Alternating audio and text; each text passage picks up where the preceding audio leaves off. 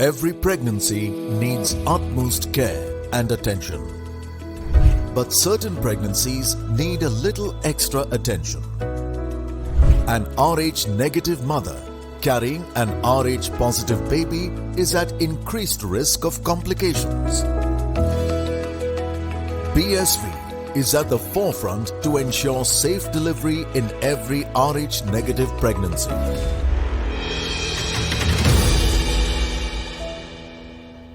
Hello and welcome to the Outside View presented by Women's Cricket Zone and brought to you by BSV, Puma, Food and Wellness, MRI Hospitals and MPL Sports Foundation.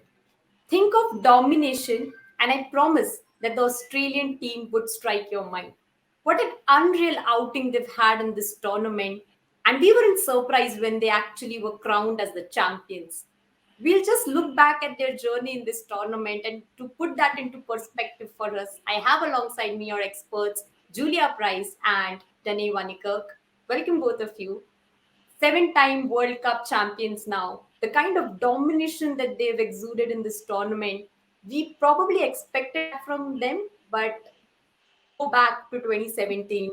Of course, that strikes our mind. 2017 semi-final exit that hurt them. The players have also come on record to say this, Julia, that we didn't want to face this feeling ever again in our lives, and that's what reflected in their performances ever since the 2017 ODI World Cup. Yeah, it's always difficult to lose a World Cup, and it's a great way of motivating yourself for the next one. And I don't know if it's been done too many times, winning back-to-back World Cups, but obviously they won it in 2013, and sort of that momentum through to 2017. I don't know if they got a little. There was a change in coach and a fair bit of the team as well, but I think it was a real wake-up call for Australia to make sure that they're constantly pushing and challenging themselves and working on their analysis of opposition and themselves. And I think from that tournament, they realised that they need to be constantly doing that. And I think clearly they've done that magnificently to be able to be so dominant in this 2022 World Cup. Sure dominance, of course. Isn't it insane, Dane? You win 31 matches from the 33 you play since the 2017 ODI World Cup. You, of course, enter the tournament as favourites, but you've so many hopes up Indian knew that you probably can take it as a pressure as well, but that didn't seem to bother Australia at all. They won all their games in this tournament, 7 in the group stage, then semi-finals and the finals as well. What can you say about this team?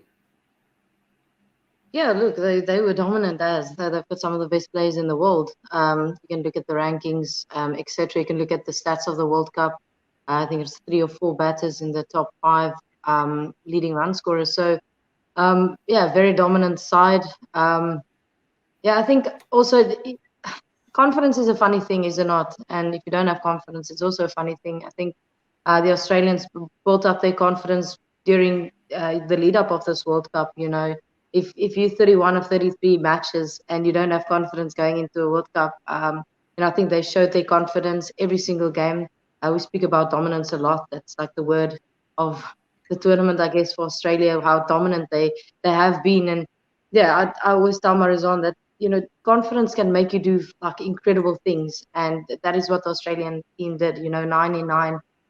I wondered the whole time, when's their bad the game going to come? And not once did we sit there and go, oh, well, that was not their best day. Or, they were just incredibly dominant. So, there was no, I guess, I really felt like it was, and not being biased, I really thought it was South Africa's year, just the way the team built up to this World Cup. But, when Australia beat England like that in a final, there were no surprises because they're a confident unit. It's just another game for them. It was just another game. Yes, it was a final, but it just looked like they were playing within themselves. They played their game. They didn't play anybody else bar Australian brand of cricket. And I think that's a page that every single team can take out of their book, is playing your type of brand of cricket and not play the type of brand of cricket that other team wants you to play. And I think that's what makes them so dominant, is they decided on what they want to do as a team, and nobody's going to, throw them off that at all. Playing just your natural game, and probably if we have to talk about the individual performances that the Australian players, we of course know that the team is full of superstars, but we can't at this moment not talk about Elisa Healy. Of course, She got all her rhythm back at the business end of this tournament. But if we just have to look at what she's achieved on the final day, most runs in a Cricket World Cup, 509 runs there, highest score in a World Cup final, 170, highest individual score by a wicketkeeper batter in ODIs.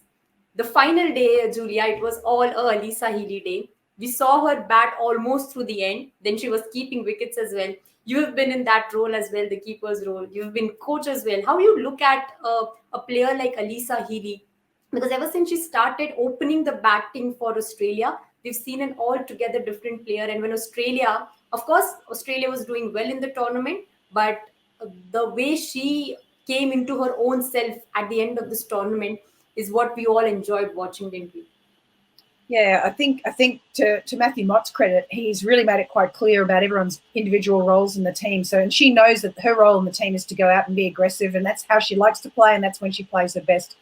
And her 170 in that final, I mean, it was my first World Cup that we won. We had to chase 165 for the whole team. So it's amazing that another 4 or 5 World Cups later, their individuals are scoring those team scores, and she was just unbelievably incredible. But the confidence comes from just that understanding and knowing that your teammates and your coach have faith in the role that they've given you to do, and that you're very clear about what you're supposed to be doing as well. For her to be able to do that, obviously she's worked very hard on her fitness as well, to be able to score those runs, to be able to concentrate for that long, and then also to be able to do such a fantastic job behind the stumps as well is always tough. So unbelievable effort from Alisa Healy, and we're sort of starting to expect her to do these in these big games. She really starts to step up, and she scored 509 runs for the tournament, and nearly half of those were in the last 2 games in the semi-final and the final. So she's timed to run pretty well. I think that they'll take those runs if they had a choice, and everyone else has sort of been doing the job leading up till then. So it was great that she had such an impact at the back end of the tournament. We look back at their campaign, and we see that the maximum number of runs for Australia came in from their top order, and that Rachel Haynes also has a very big role to play in it. Of course, probably Australia are the team that has gone to achieve the most number of successful opening partnerships in this tournament, and Rachel Haynes and Alisa Healy giving that solid start to the team. How important it becomes in a tournament like World Cup, Dane, of course. Rachel Haynes was also incredible. Like until Alisa Healy got into herself in the final, Rachel Haynes was the top run getter of the tournament. Yeah, sorry about the sun just peeking through. Yeah, just lost myself. I'm trying to stop the sun a little bit because it just irritates me a little bit. I think that was your aura. Sorry. Yeah, you spoke about the top order, right? Because I was panicking because I thought I had to change. Look, first of all, I just want to start about Rachel Haynes. She's this unsung hero in my opinion as well.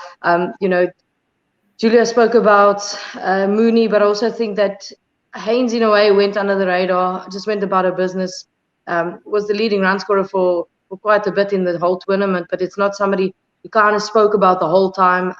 You spoke about Laura Wolford, you spoke about, other players more than you have spoken about Haynes, and she just set that consistent platform, for the team. She was just that constant. I think that comes down to experience. She was really impressive for me. I think she was incredible. And then obviously, as you can see there, that's 4 batters. I think that's remarkable. That's actually, that shows you. I said it was going to be battle of the batters. So I think I got that one right. But it was, and look at that's 1, 2, and 3. And then Beth floats a little bit. That makes for a good team. That makes for a team that's going to win most of their games because your top order is firing. You look at all the teams that maybe struggled a little bit, their top order was maybe not in form. And it's really hard in a tournament like that to make up, ground, especially for your number 5, 6, 7, to bat bulk of the innings. Definitely. And if we go to the bowling unit of Australia, Jess Jonathan, the number 1 ODI ranked player when the tournament started. It was, of course, Sophie Eccleston through their tournament who got that spot. But she didn't play in that in a few matches there. She was dropped there. But she then told that when she was dropped, she felt that there was something wrong with her. I need to work on my game as well. The number 1 ODI ranked bowler saying this, it tells you a lot about the way the Australian team has been working on their domestic circuit. If we have to talk about the playing 11, probably it was just two matches, Julia, where they had the same playing 11. They made quite a few changes, but they still went on to find ways to win the game. And Jess Jonathan in the final game as well picked up those 3 wickets. How impressive was she in this tournament? Yeah, I mean, she's been around for a long time.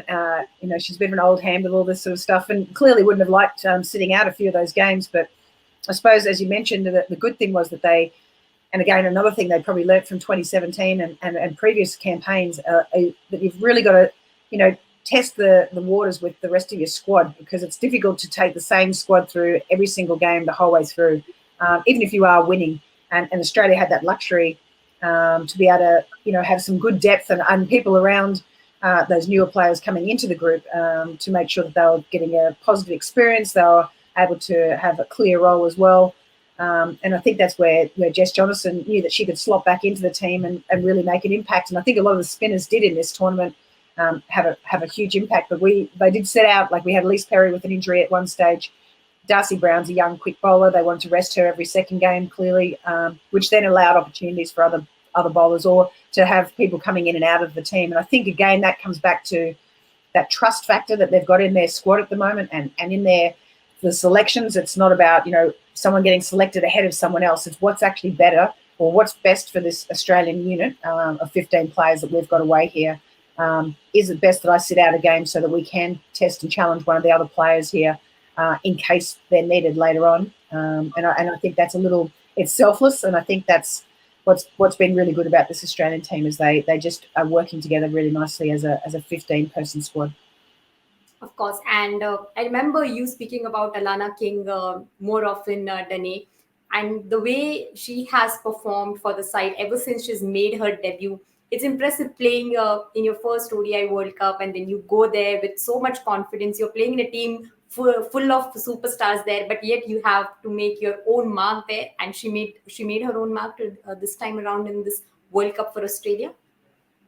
Yeah, well, I wasn't surprised. Her form leading into the World Cup has been incredible. She had a great big bash. I love watching her bowl. I love speaking to her about leg spin bowling, and she knows what she's doing. I think that's the cool thing when I speak to her. She knows her game, and I think they brought her in at the right time. Yes, I felt like maybe a bit biased, but I thought she might be in the team a bit earlier. But I think credit to the selectors and obviously to the coach. I think she came into the team at the right time. She understands the game a little bit more. She understands what she wants to I guess do and add to the team, and you could see that she understood her role. She was an attacking leg spinner. She never once looked like she didn't want to take a wicket. She didn't look like she wanted to contain at all. It looked like she got brought to contain. So obviously, again, I thought she might have been in the side a bit earlier, but the fact that they brought her in, unfortunate for Wolfie. She obviously with the knee injury, she missed out on the World Cup. But it's those small, I guess, chances that Alana King maybe needed to get into the side and make her mark in I guess world cricket. So it's going to be interesting. We spoke about it yesterday. We were going to say the selector is going to have a massive headache if Molyneux comes back as well with Wolfie, because it's quality spinners, so good luck to them for selecting, because I'd probably select all 4 or 5 of them, but it's pretty, it's going to be pretty tough. But again, credit to Alana. She's been incredible, and hopefully, this is just the start of a very successful international career. Going to be a great headache there for the Australian side, but the leggy Alana King coming in and making her mark. How did she impress you in this tournament, Julia? Well, if we go back in the reels, you'll see that she was the one that I said to keep an eye out for, because I saw her during the Ashes and she was fantastic, just bouncing around. She's sort of a funny kid. She's really had a bit of a journey to get to where she's at. Obviously, originally from Victoria, and probably it wasn't really gelling with the group as well as she could have, or just some sort of background issues. And I think it was a really good move for her to go to the Scorchers, and then she got to work with Shelley Niekerk, and just her whole, just this energy is coming out of her all the time. Always been a really good kid, but just couldn't quite put a finger on why she couldn't really break into some teams. And she just got this consistency. She clearly was enjoying her cricket. And I just saw, as soon as I saw her playing in the Ashes series, I thought, wow, she's going to be one to keep an eye on. She's just got this really good bubble of energy about her that is infectious, and the fact that she is like Dane said, an attacking leg spin bowler, which is exactly what you wanted. What you want. She's the number of times she got people out caught in front, just a little concerned of whether they should go back or forward, and that's what you want as well as a spinner, is really confusing the batters and got modes of dismissals out in plenty of different ways. LBWs, some bowled, some stumped, and some caught down the ground. So great effort from her, and it's really pleasing. And you're right, it is a massive headache for the selectors in the future. Massive headache, and it's a headache for us too as well, that which player we're going to actually choose when we discuss about Australia, because everyone at their own place, they've come in and chipped in those important performances for the side. You think of Talia Magra, you think of Ashley Gardner. There are a lot of players, and that's why we say that why Australia dominated the proceedings. But of course, a word on skipper Meg Lannon as well, Julia. We know that for her, for being a captain, she know that she has a team that can go there and do the job for the side. But at times, having a lot of superstars in your team is also something, as Dane previously mentioned, that it's a difficult task there. But Meg Lannon's captaincy in this World Cup, not just the World Cup, but throughout for the Australian team, has been impressive. And she would be probably one of the most happiest person yesterday, because she was also one of the most hurt ones when Australia made an exit from the 2017 World Cup semi-final.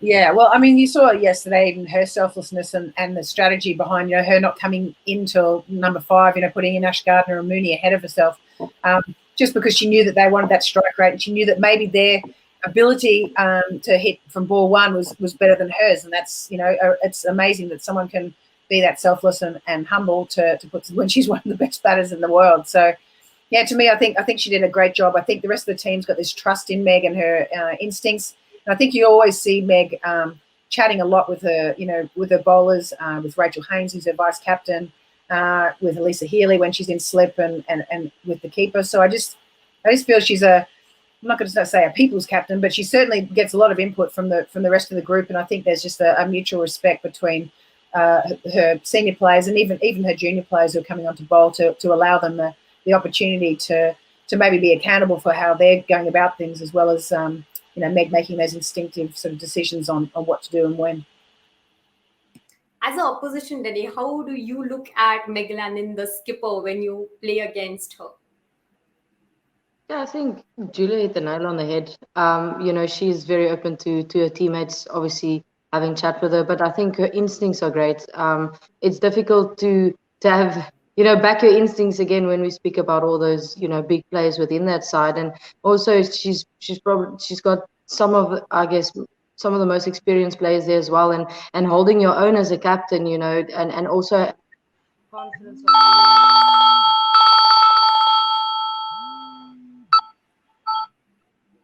Sorry, I lost you guys there. No problem. You can continue. Sorry. No, just jump back to Lanning. Just the fact that she can hold her own as a captain and say, also not be stern, but also, backing her, I guess, decision against, or not against, with the bigger players, I guess, and I guess more experienced players. That says a lot about a captain, and also having that respect from those players. It's not easy to get. You kind of have to earn it.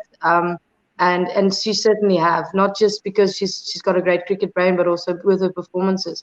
As a captain, you want to perform, and the way she's been performing since she has been captain, she's got the most centuries. That speaks for itself. So she earns her respect by not forcing it on the players, but I guess earning it as well. And again, like Julia said, she's selfless. It would be easy for her to come in and kind of take the shine. Easy platform to come into bat and really just I guess improve your average or whatever you want to do. But she was selfless. She sent in 2 other players ahead of her. It says a lot about a captain, and you could see she was hungry for this title. That's one thing. It's the first time that I really have seen Meg a little bit more. Yes, she's calm, but a little bit more animated and a little bit more excited than she is generally, because I just feel like that this is the cup she really wanted, because I think might be mistaken, but as captain she's only won the T20s. So congrats to her. I know that she whatever, she really wanted this one, and yeah, it's testament to the captain she is and leader.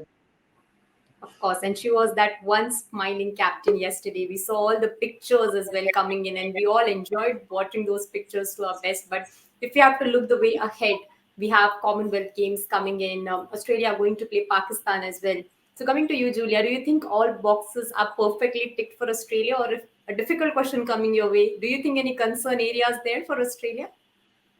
I don't think there are any concerns. I was pretty. They've got a lot of young kids coming through. Obviously, we've got some on the sidelines, as you mentioned before, Dane, with obviously Georgia Wareham and Sophie Molyneux potentially being available for selection in that tour. I thought Annabelle Sutherland did really well on this trip. She's a young kid. She's only 20. She was great. She stepped in when Elise Perry wasn't there. So to me, they've got quite a few to select from. I suppose maybe the concern is who do they actually pick and for the conditions that they're going to be playing in, which will be probably slightly different to what New Zealand had. I thought the pitches were fantastic in New Zealand, a little bouncier than we were expecting, really quick and big grounds as well. So over in England, it's going to be low and slow and small grounds. So it's a sort of a completely different game, and they've got an opportunity here to maybe tweak their squad a little bit.